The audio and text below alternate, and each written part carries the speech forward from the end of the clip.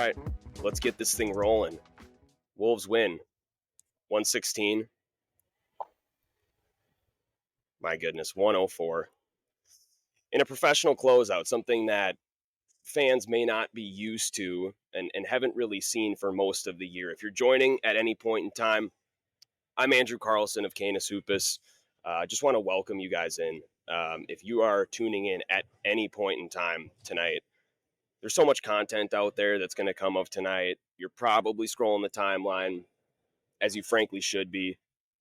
It was a fun one, and if you're tapping in at really any point in time, just want to say thank you and just appreciate the attention to the site and what in your attention to what we do, and it's greatly appreciated. The Wolves closed it out in a pretty professional fashion, 116-104. Big performances from Anthony Edwards, big performance from Julius Randle, and to top it all off, the headliners Jaden McDaniels, which is something that frankly has been a common theme when this team is performing really, really well. A lot of things to jump into of this game with this game. You had LeBron James down the stretch who turned into a human flamethrower. There were a lot of adjustments made on him with 2 minutes left in the game. And also adjustments made on him defensively from the Lakers side and how he kind of overcame that. The professional closeout, again, something that has completely bucked a trend of previous games that this team has had during the regular season. A professional start to the game, another buck of a trend that this team has struggled with for many, many games this season. There's going to be a lot of officiating comments tonight. We'll cover that a little bit. I think that's going to be a pretty hot button issue as we kind of move forward here, and that's one that definitely needs to be covered off on tonight with the Tony Brothers crew. We'll talk a little bit about Luka Doncic. We'll talk a little bit about some of the trends that this team has had so far in the playoffs. We'll talk Anthony Edwards. We'll talk Julius Randle. But we'll just kind of recap the game a little bit. Wolves end up winning this one again, closing out the game down the stretch that was relatively close. I mean, they had it was a 5-point margin with about 9 minutes left. You had the Mike Conley bank in three that was kind of a fortuitous bounce, if you will. And frankly, from there, it was a hold your breath and let's see if this team can get it done. And they ended up doing so. A couple things to point out: points in the paint. Wolves end up beating the Lakers 56-26 in terms of points in the paint. Lakers really had no answer. Jackson Hayes was, again, kind of a non-factor in this game. Lakers going small. Wolves kind of matching that a little bit down the stretch, but definitely had their way in the paint. Second chance points were even at 13-13. Fast break points favored the Wolves once again. They've now led fast break points twice in 3 games, 21-11 on that front. But really, a professional effort from start to finish, and something that, if going into Sunday, it's something that you got to look at with a 2:30 start time. I'm going live here right from above section 110, where our media seats are positioned. A nice little view. We were right above actually the ESPN cameras. Got pretty lucky with that. Was able to kind of see some of the action tonight. Your leading scorer for the Wolves is Jaden McDaniels. He has 30 points. LeBron James, it completely put the Lakers on his back with 38. He also had added 10 rebounds. Off night for Luka Doncic, completely, just 100%. He had a stomach issue that was kind of reported after the game had started. I know that was kind of mentioned on the television broadcast. We were kind of made aware of it shortly afterwards. Didn't look like himself, frankly. Had a couple nice buckets down the stretch, but was completely held in check, I would say. And that's another piece of the Jaden McDaniels puzzle that we'll get into a little bit. A weird game for Anthony Edwards, too. Starting off the game, struggling a little bit, especially at the rim. Kept a relatively efficient night most of the game from 3, but missed bunnies, frankly, at the rim, which has been a little bit of a theme of his for most of the season. That ended up being something that came back and frankly he rounded into shape in the fourth quarter with some dunks and some layups that he were frankly wide open and he shouldn't have missed. Let's get into LeBron a little bit, and let's get into how he started his frankly domination of the game. Go Wolves. I agree. we'll get into LeBron a little bit, kind of how he started his domination of the game, how that was something that had haunted the Wolves going into the second half, and kind of the adjustments that Chris Finch made with 3 minutes left. Uh, LeBron James, I, I mean, especially in the second half, that one of the better shooting performances in the second half of a game against the Wolves in the playoffs that I can personally remember. Um, Kind of started in the second quarter when he hit those consecutive 25 footers that were frankly fadeaways, which seemed to kind of give the Lakers some momentum. Wolves started the second quarter pretty rough. It's about, I think they scored 6 points, and I want to say the first 6 minutes very similar to their game two start in the first quarter. And LeBron kind of seized momentum from there. He hit a couple massive shots that got the Lakers back in the game, and frankly continued to do so in the third quarter. And the Wolves did zero favors down the stretch. Not very tight defense, a lot of blown assignments, frankly. Specifically in the fourth quarter, there was one with, I think, 5 minutes left where Dante DiVincenzo left Rui Hachimura, or left LeBron to go double Rui Hachimura and blitz him at the 3-point line, which led to a quick pass over to LeBron.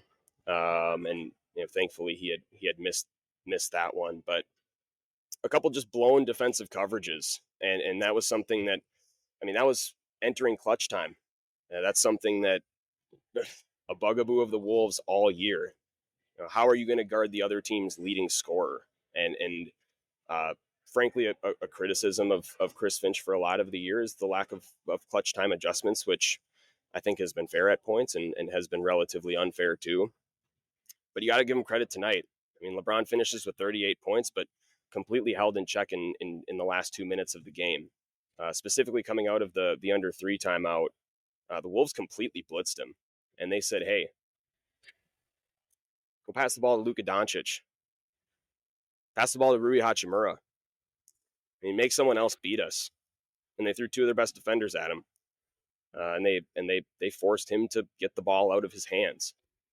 Specifically with about a minute left, LeBron said, I'm not going to do that. And he took a rather careless wing 3. And that was kind of all she wrote at that point with a minute left.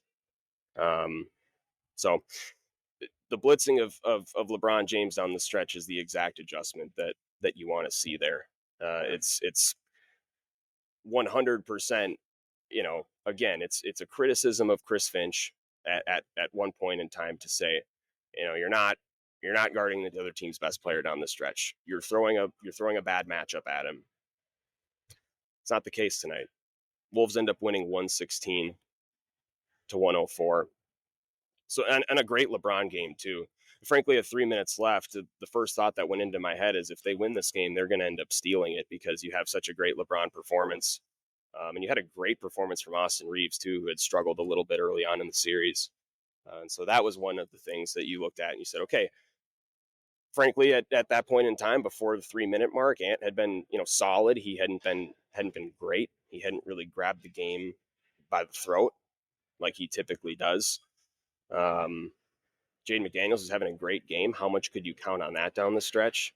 Julius Randle had a fantastic game, but again, is that an ISO? Julius Randle getting in ISO situations, is that something that you really want to see? I don't know. So it was a little bit of an uneasy feeling heading down the stretch that Anthony Edwards ended up closing it out. But it felt like at some point in time that if the Wolves were going to take that,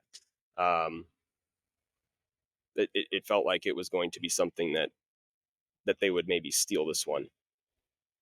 Coming into tonight, my opinion on Game 3 was that the implications for this one are pretty similar to Game 2.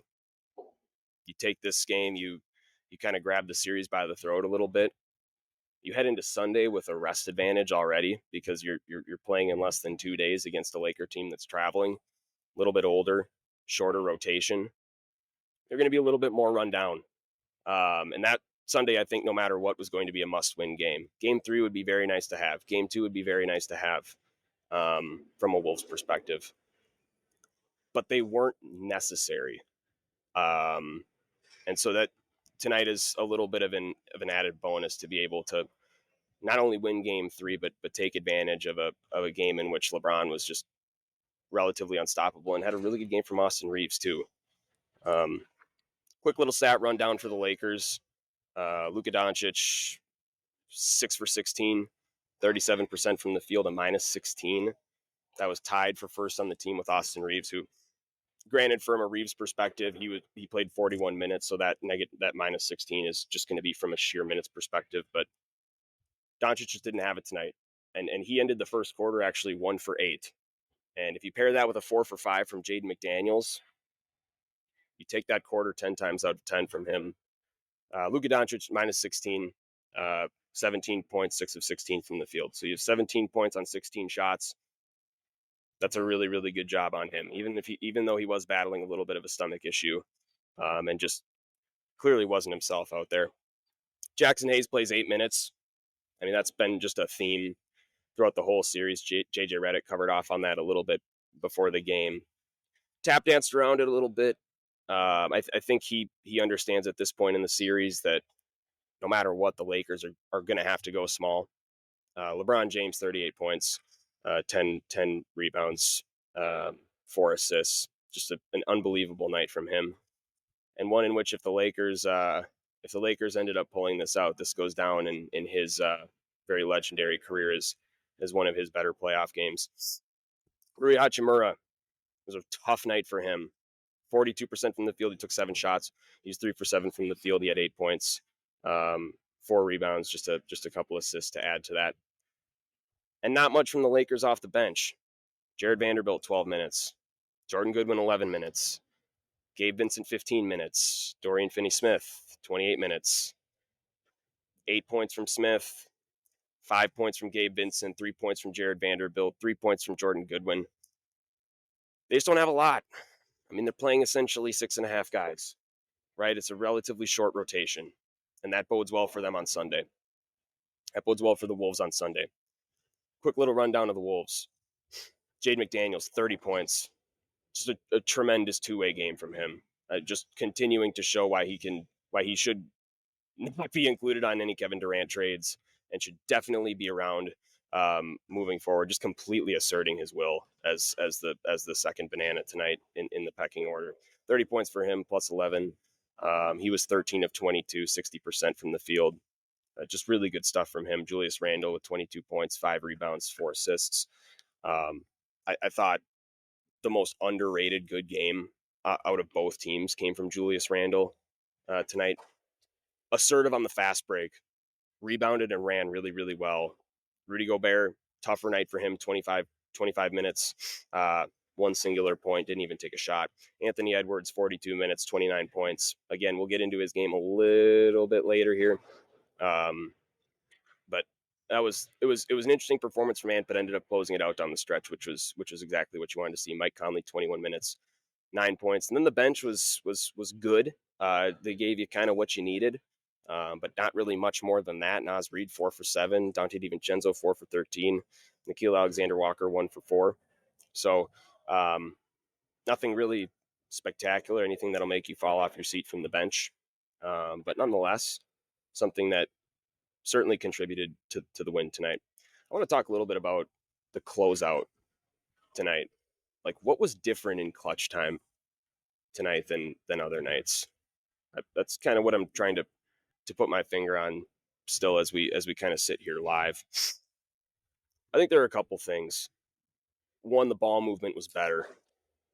Just flat out, the ball movement was better. I think you got a couple things down the stretch with Anthony Edwards that he started getting blitzed with a minute left and tried to dribble through 2 guys and try to bring it to the rim and draw some contact, which you don't necessarily love, but it worked.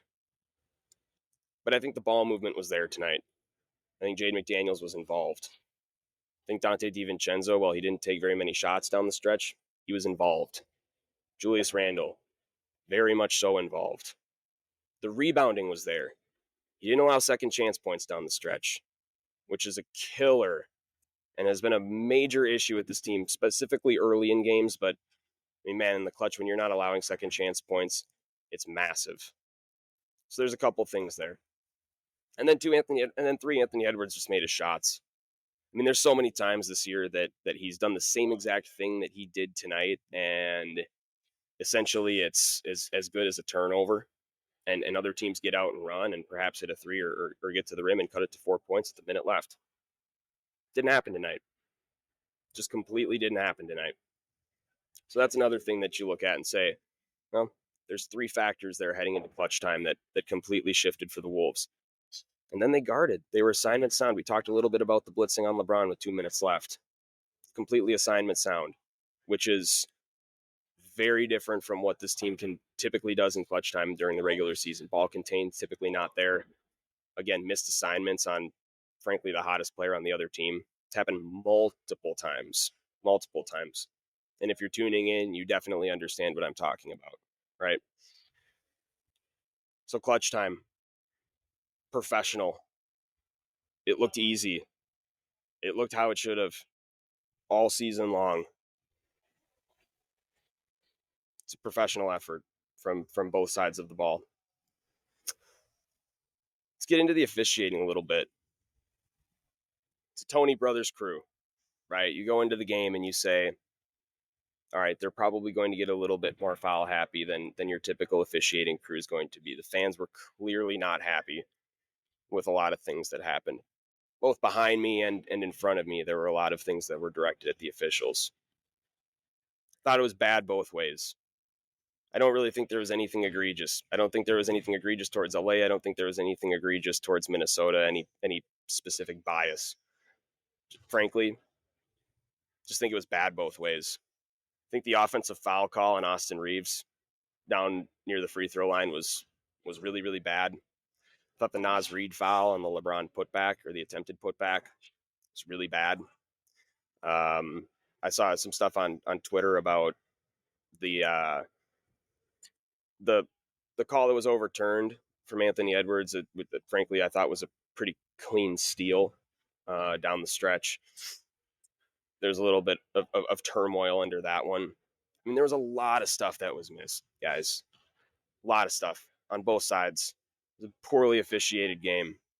Thought that was relatively clear from the start. But you take that every single time, especially when, again, essentially 2 players for the Lakers show up, right?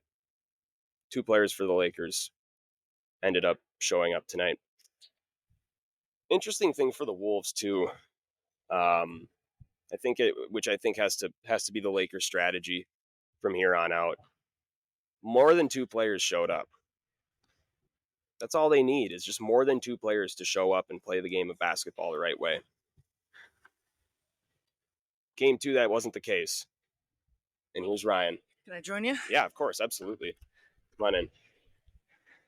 Ryan Eichten joins me. He was down talking to Finch. Who were the players that were available? Ant and Julius were together, and Jaden and Naz were together. And it's fitting that they're the 2 that were maybe together, Julius and Ant. They were basically the 2 players that showed up in game 2 for the Wolves. More than 2 showed up tonight. Sentiments from the team after this game. Anything about the officiating? I just got done talking about that a little bit. They did not mention the officiating. I'm sure they didn't love it, but I think after when you win, you just it's much easier to just let it go. There'll probably be some discussions after the game. I don't know, but yeah, they really, all of them really complimented the crowd. Jaden specifically said they was better than the LA crowds. I would tend to agree with that.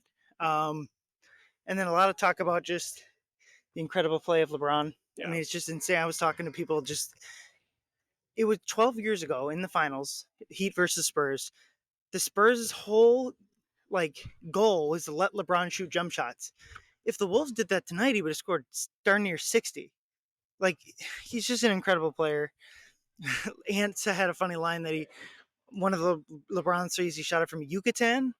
I don't know if that's a real place. That was a quote that went viral during the All-Star break too. Tyrese Halliburton talked about that story. Okay, maybe that's where he's Podcast P, which is that's extinct. Maybe that's where he's pulling it from. Maybe fired it back up since he's out of the playoffs. But no, I thought the LeBron effort was unbelievable. And one thing that definitely wanted to touch on was the fact that they blitzed him with 2 minutes left. Just a really good adjustment by Chris Finch. It was the right adjustment to make. I think it was the common sense adjustment to make. Get the ball out of LeBron's hands. Make him take a bad shot from the wing. Make Rui Hachimura take wide open shots.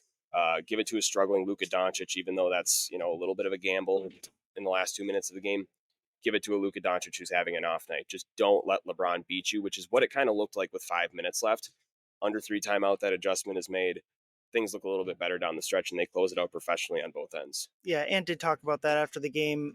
Just like talking about the rotations they're trying to make, which is basically don't let the three big Laker players, Reeves, LeBron, and Luka, touch it, or at least don't let them get a nice shot off. If they can get it rotating to Rui and DFS, that's kind of their goal. Um, yeah, I just thought the Wolves did a really good job. They really need. I'm sure you mentioned this. They really needed to win that game with Luka. I mean, obviously his play was affected by whatever stomach bug he's got going on. It's Yeah, easy to joke that he that's was not. not himself tonight. But ultimately, I mean, in any series, you're gonna have things go. I mean, last year they Wolves were missing Rudy for game 2, and they still, so you got to overcome that type of stuff, I guess. And from the Wolves' perspective, they needed to win this game because they were given a gift of a really poor Luka game. Obviously, LeBron and Reeves kind of picked up the slack there, but the Lakers aren't deep enough really for their best player to have a rough night, and it was impressive to see, especially late. They were able to get stops, and he did hit a couple kind of hero ball shots. He can make those, but then also got a Nas three open. The offense was just good enough. The Lakers finally missed an open shot or two, and they were able to win. And now you got Game 4 on short rest. That value that I mean, you'd probably expect Luka will feel better if it truly is just something bad he ate. Yeah. But kind of 40-year-old playing 40 hours later, I don't know. Yeah, and talking a little bit about Rudy. Rudy, it was very hit and miss for him tonight. Didn't take a shot. He had 1 point. Thought he impacted the game on the defensive end a little bit. He had his plays, but it wasn't necessarily a mammoth impact from him. And actually, the Wolves decided to close small, which was, again, the right move from Finch with 5 minutes left in the game. Anything from him on closing small specifically, that lineup that matched what the Lakers had on the floor later on instead of maybe zagging and going big with Rudy?